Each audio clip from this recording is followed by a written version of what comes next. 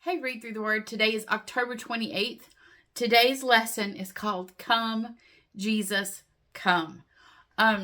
We are in Matthew 24. The verse here, I think it's all of 24 and into 25 as well. This is, which I think I might have taught about it last year or year before last. I remember discussing the Olivet Discourse, and that's where we are.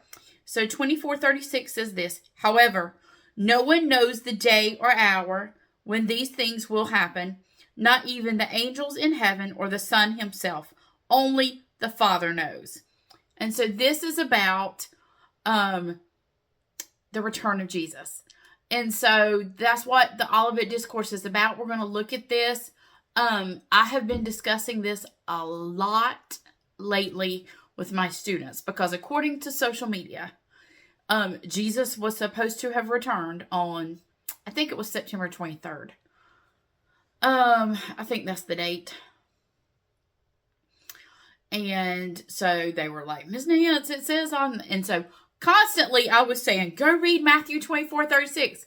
Go read Matthew 24 is what I would tell my students. But I discussed this with my Sunday school class this past week. You used to read the verse that says, blessed are those who long for his appearing, and go, yeah, I want him to come back. But, it is a daily prayer that, it is come, Jesus, come. Come, Jesus, come. Come, Jesus, come. Amen. It is, and so at the bottom of your lesson, I have linked the CC Winans song, Come, Jesus, Come. We sing that at my church, but we sang that at chapel at my school, not this past week, but week before last. And I was bawling. It just is, let the day be the day. And so Jesus tells us, and so I've had this discussion with my students, and then this week I had some students come to me and like, Miss Nance, we want to talk Revelation with you. And I'm like, oh, do you really? And I was like, okay, you're not. And my pastor is going through the book of Revelation right now. And we're in Revelation chapter 2. He just preached the church at Pergamum. He's done Ephesus, Smyrna, and Pergamum. And I said, I'm going to tell you that your focus is in the wrong place. And y'all have heard me say this before. My pastor says, don't miss the forest for the trees. That applies to this as well. I want us to see what the focus is. Yes, Jesus is coming back, but it is not up to us to be, is it time, is it time, is it time? No one knows. He has given us what is important. So let's take a look at the Olivet Discourse. So the Olivet Discourse is the final extended public teaching that Jesus gives before his crucifixion. It begins with the disciples pointing out the magnificent temple buildings. And Jesus responds with this devastating prophecy. Not one stone here will be left upon another. The disciples then ask 3 critical thinking. They still had critical thinking skills in those days. 3 questions. They said, 1, when will these things be? They're talking about the destruction, physical destruction of the temple, or destruction of the physical temple. Number 2, what will be the sign of your coming? Number 3, what will be the sign of the end of the age? These are the 3 things. And Jesus answers by weaving together 2 events. The coming near judgment, the 70 AD destruction by the Romans of the temple, and the far judgment, his second coming. to demand that his followers, here's the focus. Here's the focus here. Here's the focus of the book of Revelation. Live in constant readiness. So he says the near judgment in AD 70, this is a foreshadowing of what the Romans will do to the temple. Jesus prophesied the destruction of Jerusalem and the temple, which was literally fulfilled by the Romans in AD 70. This event is a foreshadowing of the ultimate worldwide judgment to come. Now, remember, I told y'all I was going to get nerdy in these last lessons. I'll just wait till later this week. Okay, the far judgment, the end of the age, the tribulation. Now, I'm not getting into post-mid, all of the tribs, whether we're millennial, amillennial. I'm going with the straight teaching of the text is what I'm going with. So, the bulk of the discourse focuses on a future period of judgment called the tribulation.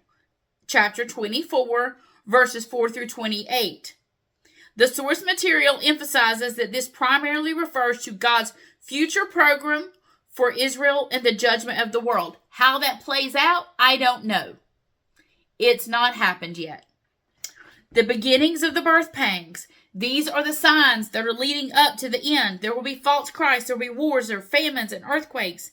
This isn't the end itself, but escalating sufferings. The earth is groaning. It's the birth pangs that precede it. And then there's the Great Tribulation. This marks the climax of suffering, beginning with the abomination of desolation, the Antichrist setting up his rule, and Jesus warns that this will be the worst time ever seen on this earth. And then comes the second coming. Jesus ends this section by describing his glorious, visible return. Every eye will see him. He will come on the clouds of heaven with power and great glory, and every nation will see him. That event marks the end of the Great Tribulation and the beginning of the millennial reign. Now,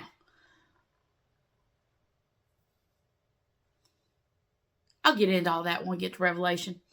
The sign of sovereignty.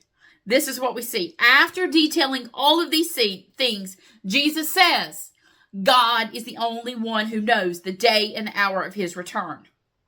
This reasserts Jesus' divine authority while keeping the emphasis, hear me now, hear me now, hear me now.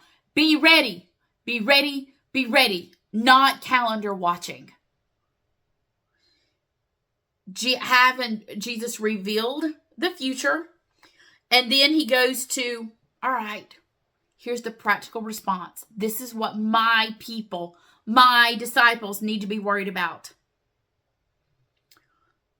They stress being ready and being accountable. It really does matter how we're living. There's the parable of the wicked servant. It shows this demand for faithfulness. The parable warns against a wicked servant who thinks the master is delaying his return and uses that time. Hear me now. I've said that a lot. Uses the time that the master is choosing to tarry to abuse others and live selfishly. Jesus demands faithfulness over our assigned duties. Living justly, not growing complacent, and treating fellow servants with love, because the time of his return is unknown.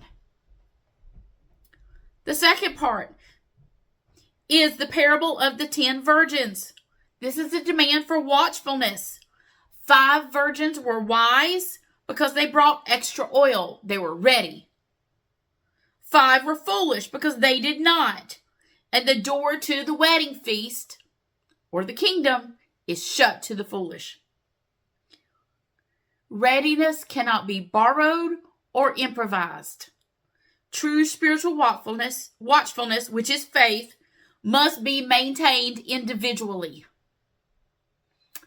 As much as I love my children, who are one's right there, one's right there, and one's right there, right now,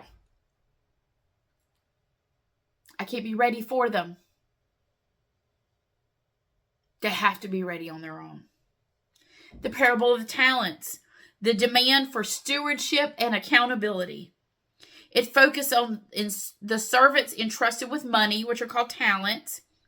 The faithful servants use their gifts to produce more. The wicked, lazy ones bury theirs. Discipleship requires active service and stewardship of the gifts and resources that God has provided. We will all be required to give an account of how we used what the King entrusted us with. The great white throne judgment, the bema seat of Christ. That is it. It's in Revelation. The thing that keeps me going every day of my life. I'm giving an account.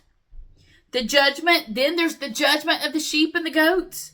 Jesus describes the separation of the saved from the unsaved before establishing his earthly reign. Now, it looks very complex and everything, but it comes down to this.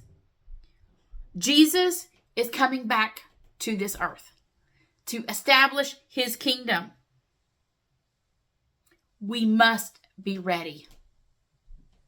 We must be ready because he's coming back. Come, Jesus, come. Amen.